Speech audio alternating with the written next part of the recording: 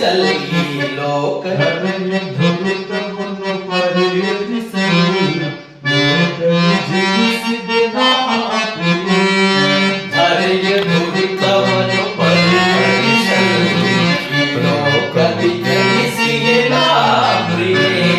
ದುಷ್ಟ ಶಿಕ್ಷಕ ಶಿಷ್ಟ ರಕ್ಷಕ ಲೋಕಪಾಲಕನು ತಾನೆನಿಸಿ